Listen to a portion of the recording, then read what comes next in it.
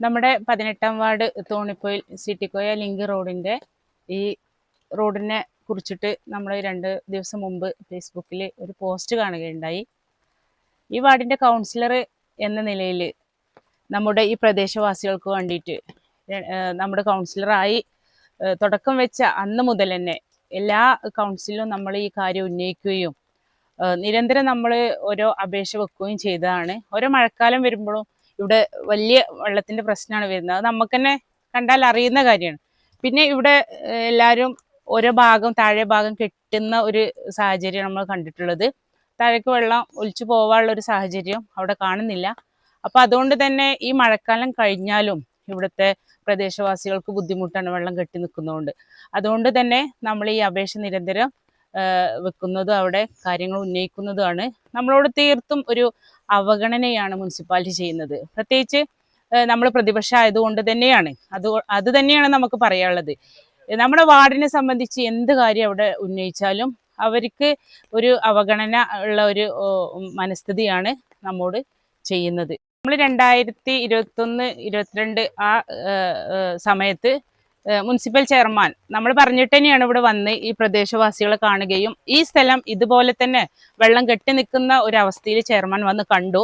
അപ്പോൾ ഇവരോട് ചെയർമാൻ പറഞ്ഞത്, ഈ പാടത്ത് വീട് വെച്ചാൽ ഇതേ അവസ്ഥയല്ലേ വരുള്ളൂ, ഈ വെള്ളം നമ്മൾ എന്ത് ചെയ്യാനാ എന്നുള്ളതാണ് ചെയർമാൻ പറഞ്ഞിട്ടുള്ളത്.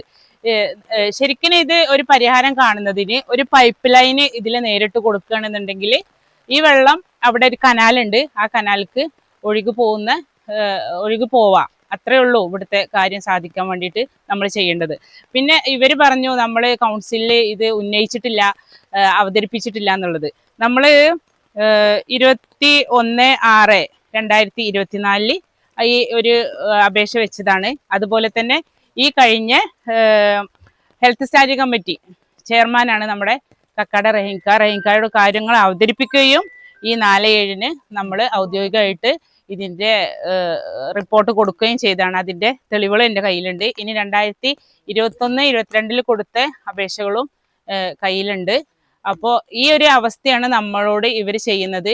എന്തായാലും ഈ പ്രദേശത്തുള്ള ഒരു കൗൺസിലർ എന്ന രീതിയിലല്ല, ഇവിടുത്തെ ഒരു നാട്ടുകാരി എന്ന നിലയിൽ ഈ പ്രദേശവാസികളുടെ കൂടെ എന്തായാലും നമ്മൾ കൂടെ നിൽക്കുന്നുണ്ട്. അതുകൊണ്ട് തന്നെ എത്രയും പെട്ടെന്ന് ഹെൽത്ത് സ്റ്റാൻഡിംഗ് കമ്മിറ്റിയും ചെയർമാനും കൂടിയിട്ട് ഇതിനൊരു പരിഹാരം കാണുക തന്നെ വേണം. പ്രദേശവാസികളും കൗൺസിലറും എല്ലാവരും ഇതിൻ്റെ കൂടെയുണ്ട്.